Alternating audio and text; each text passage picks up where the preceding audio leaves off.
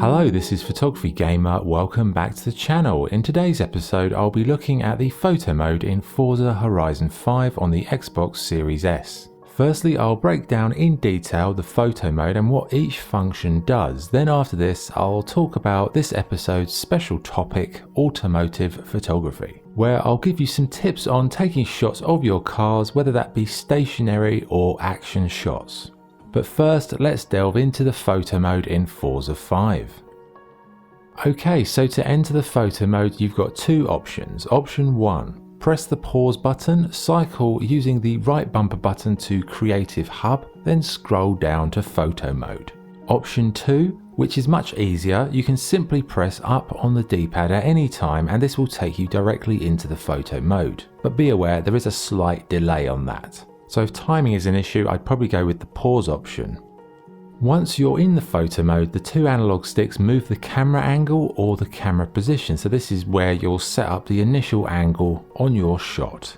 The left bumper button resets the cosmetic damage, and you probably will have some because, when you're driving around at breakneck speed, you will damage the cars a little. So use the left bumper and you can make your car look as good as new.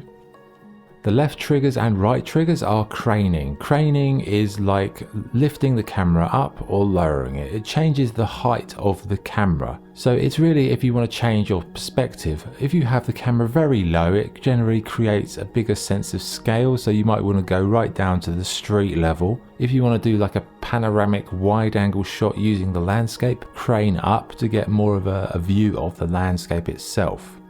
Pressing the X button is the focus point. Now the focus point has a circle. The circle in the middle of the screen is where the focus point is identified. And if you press X, when that circle is over something, it will focus on that as the kind of main focal point. And I'll elaborate on that later with focus and aperture settings. If you use the D-pad, left and right buttons, they roll or tilt the image. Now that's really just to create a sense of dynamic movement. Rolling and tilting, they do what they say they do, but really when you're driving a car and you're taking a picture of a car in motion, tilting is a really useful tool because it creates a sense that the car is in motion. It just creates a different perspective. So tilting is very good for that.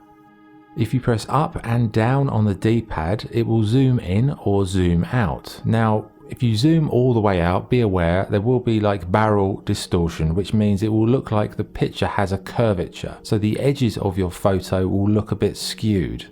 Zooming in, it doesn't seem to have that problem. So the zoom is something I would use just to make micro adjustments once you've got the framing generally sorted, but you don't want to use the analog sticks, use the zoom.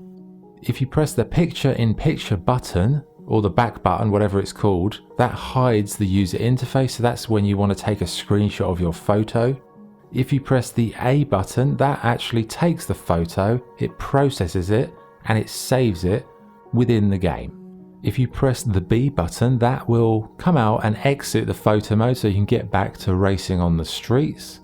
And if you press Y, that will switch from photo mode, which is what we've just been looking at, to the effects menu, which is what we're going to look at now. But before we go on to that, finally, you'll notice on this photo mode screen, you've got these statistics on the screen.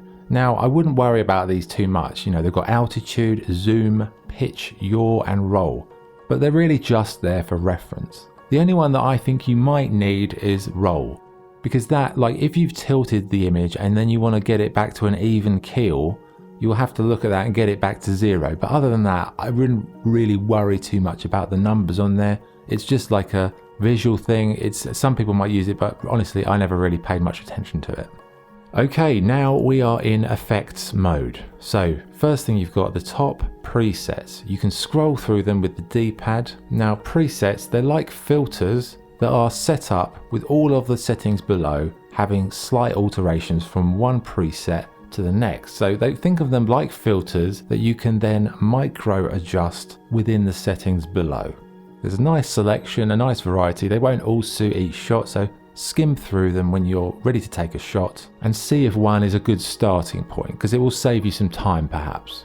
Next we have shutter speed. So the shutter speed, if you don't know how that works in real life, the speed of your shutter on your camera dictates what the image is going to look like. If you use a very, very fast shutter speed, that's good for capturing moving objects to make them look still. If you use a slow shutter speed, that means the shutter is closing over a period of time, so it has more time to soak up the image, which means if something's moving through that shot, it will have a motion effect, a blurry effect, because obviously it's not stationary. Now you can play around with the setting here and see how it affects your image. It's not like an ideal setting for a photo mode, but because of the car situation, because of the movement, play around with it, you can get some nice effects. Then we've got focus mode. So you've got tracking and panning. Tracking is like the camera is fixed on whatever you've chose the focal point to be. So that will be the primary focal point. Everything else will be a bit blurry. If it's panning, it's as if the camera is panning all the way across, so nothing is being tracked individually. So it's the panning shots tend to be more blurry. Then we have focus. Now, I would say this setting, focus and aperture in this, I think they're good, but I think the way they've worded it, and they haven't put any numbers or references on the actual sliders, they don't really help the user. So the focus setting, obviously, I'm assuming it's about focus range, but it doesn't say it, it just says focus. So if you move it up from one end to the other, you'll see a difference between what's in focus in the shot. But again, I think this is quite badly signposted. Like, is it focus distance? What does it refer to? It doesn't really say, but play around with it and you'll kind of get to grips with it. Next is exposure. Exposure really is kind of dealing with the lighter areas of the image. It doesn't so much affect the dark areas as much. So, you know, if you're in a really bright setting and you want to bring it down a bit, exposure is good because it just brings the sort of the light levels down, or vice versa. If you want to make the light levels snap out, use exposure and bump it up. Next we have aperture. Aperture is like how they deal with focus. So your aperture setting dictates how much is going to be in focus really. So again, this is a slider that's not very well signposted. It doesn't really clarify exactly what the top and the bottom of the slider means. Again, it's one where you'll have to try each one, see what it does, see how it affects your image, and then go with the one according to what you want. Next is bokeh shape. What is bokeh? Well, that is a good question. I don't know why the word is even used in photography because only super nerds understand what it means. Bokeh really, what it reflects is the blurriness. So when you use an aperture setting where there's only a shallow area in focus, the blurry element in the shot is referred to as bokeh, and the shape of the blurring can be changed from circle, diamond, pentagon and hexagon. Now the difference is minimal. It really depends. You can try all four and see what the difference is. One might look better on your image depending on what's in the blurry sections, whether it's trees, buildings, etc. Sampling, okay, fast or quality? Well, again, the sampling, generally I would go for the quality, but the fast one is there. Again, it's two options. You can see how one looks and how the other looks. Again, I don't think this is necessarily something that's really required here. It's like another part of the menu that probably could have been dropped, but you can see which one does what, click between them, have a look at the difference in the effect.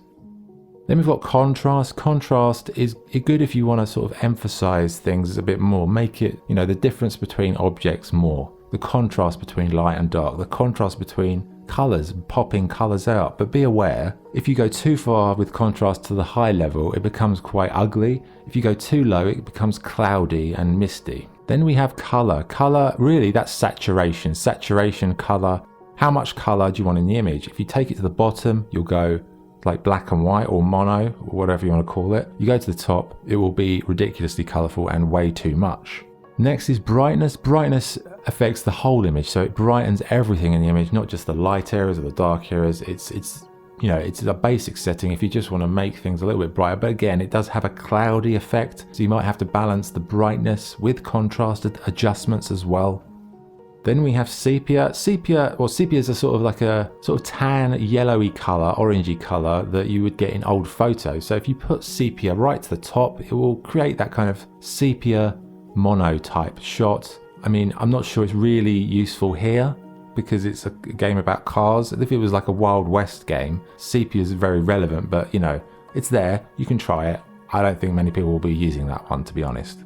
Then we have a vignette. So a vignette is basically a border around the image, which is kind of like a subtle shadow. And the idea of a vignette is to draw your eye into the center of the shot. So with the dark borders, you're not going to look at the dark areas because you want to go to the light areas. So that's what a vignette does. Like this shot here of a car I did, for example, the car is centrally focused and therefore a vignette works very well because I've put a vignette around the border that makes it look like, so your eye is drawn in to the center.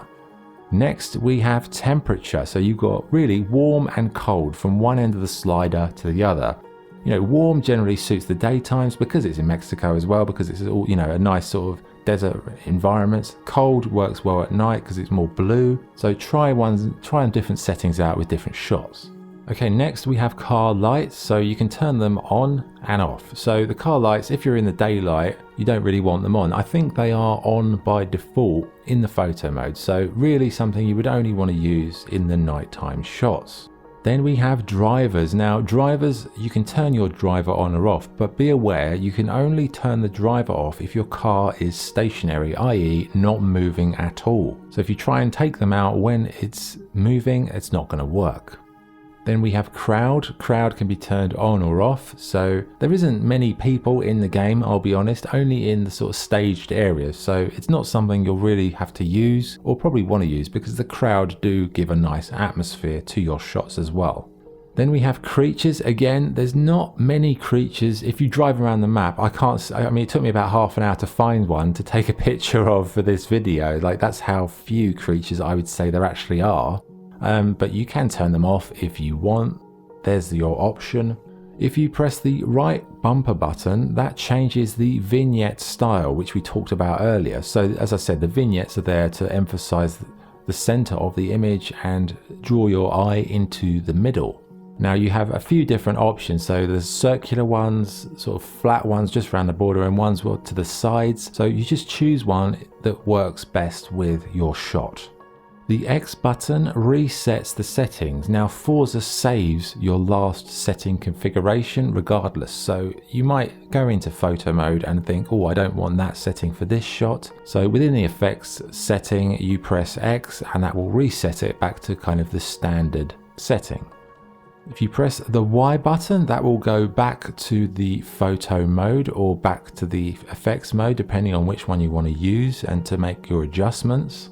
And you can press the A button to take your photo, which will process it, save it, and then you can add a watermark and share it with the Forza community. You also, within gameplay, you have the rewind button if you're on the lower difficulty setting. That's good if you've just passed a photography option, like a photo op, but you missed it. You could press the rewind button and then just drive through it again, try the photo out again. Okay, so that's all the photo mode and effect settings, but there is one more option for creative types in Forza, with that being the drone mode. To enter drone mode, pause the game, use the right bumper button to go to Creative Hub, then scroll down to drone mode. Now this mode is great if you want to capture video content of your cars, the game world, or anything else that takes your fancy. So think of it like a living photography option. You can use the bumper button also if you want to stabilize the drone for still frame shots, or you can press it again to do a turbo, which basically lets you fly through the map at great speed. So yeah, have a play around with drone mode. That might also be very useful for you. And you can use it to take photos as well if you get rid of the user interface as well. So you can use that to take photos without any of the editing settings.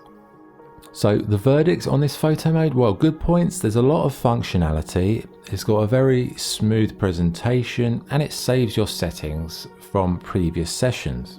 Bad points, I would say wording wise, it presumes a lot of photographic knowledge. There's no day/night option to change the time of day. There aren't any pure filters that can just be popped on the top with intensity sliders. The filters are very complex because they affect all of the sliders, so to alter the filter takes a bit more time. It would be nice to just have a filter with a filter intensity as well. Also, there's no grids, so it's hard to measure sometimes the distances, and no stickers, no frames. They're kind of fun things I think would work really well. Like in the Spider-Man games, they've got lots of frames, lots of stickers. I think, just having like a mock car magazine where you could put your photo within it, within a frame, that would be really interesting, but I think they can add all that.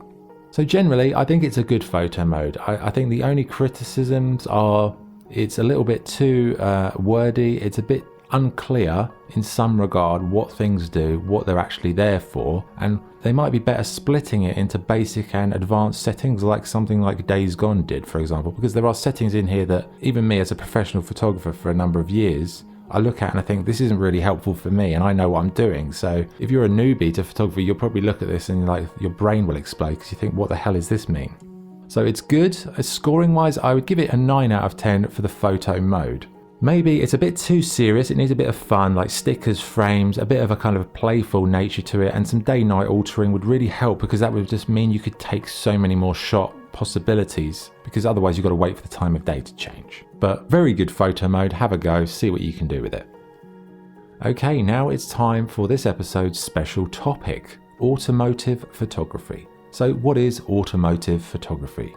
Well, it's photography of any type of motor vehicle with the precise intention to present a visually impressive representation of that vehicle, whether it's the fine details, performance related, or just to make it appealing to potential buyers.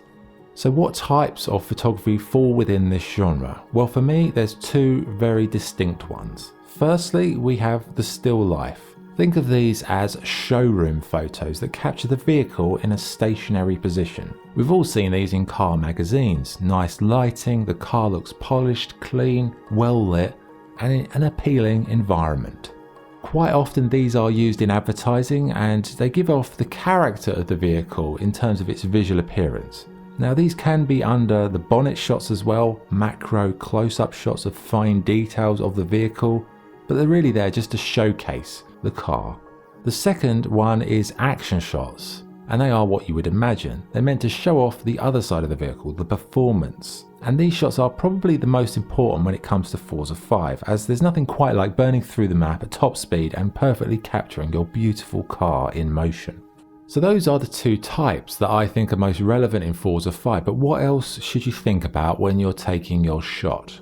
Well, once you've selected your car and you're out on the open road, keep your eyes open for interesting details, sunsets, nice landscapes, interesting shadows or light sources, but most importantly, use the analog sticks to look around you, as you might see something that you'd otherwise miss. So be aware of your surroundings more than usual. Next thing to consider, think about where the light source is. Like if it's daytime and the sun is out, think about where the sun is and which side of your car is being illuminated more. Because if you want a bright, snappy shot, it's always better to photograph the side of the car with direct sunlight on it. And this is something to consider when lining up your car for a shot. Position it factoring in the sunlight or the light source. Next is framing and composition. Now, photographing a car is different from photographing a person. People photography is usually portrait orientation. But cars are a different shape, so landscapes work better in terms of your orientation. And that suits Forza because that's your only option, because you don't actually have any frames or borders. Sadly, there isn't any grids here to measure your car's position equally to the other environmental elements, but positioning I would say is key. Like if you're placing your car in the center of the frame, think about using a vignette to further draw the viewer's eye into the center. Or if you're positioning the car to one side, think about what goes on the other side of the shot, like a road, a pathway, or part of the environment that's interesting, and it complements the car's position and it creates a balance. Finally, I would say tilting is very important. Now, it's something you would use to create a sense of motion and movement, and with a car that's an obvious thing you want to add. So tilting, not all the way, but just when you've got a shot lined up, use the D-pad, like I said earlier, to tilt one way or the other, and it almost creates like a diagonal line through the shot. See what you can do with that. Okay, so there you go. That's the special topic covered. That's the photo mode and all the effects covered. If I've missed anything, put it in the comments and I will try my best to cover it. But for now, I hope that has been useful. I hope I've covered everything in detail, given you some ideas, given you some perspective, and you can take that information, go play Forza 5 and take some lovely shots and enjoy the photo mode a bit more, because it is a little bit wordy and a little bit presuming you know a lot about photography. But hopefully this guide has helped you, and I look forward to seeing any of your shots. If you want to tweet me, I'm on Twitter, photog, is it @photog_gamer? I should really know that, shouldn't I? It's in my description on the video. Have a look down there. Useless, completely useless. Anyway, thanks for watching, and I'll be back with another episode probably in the new year. I don't know what game that will be, but I'll have a look, see what's hot at the time. So yeah, thank you for watching. Any questions, any feedback, anything you want to share, go down, put a comment, let's have a chat about it. But for now, this is Photography Gamer signing off. Thank you.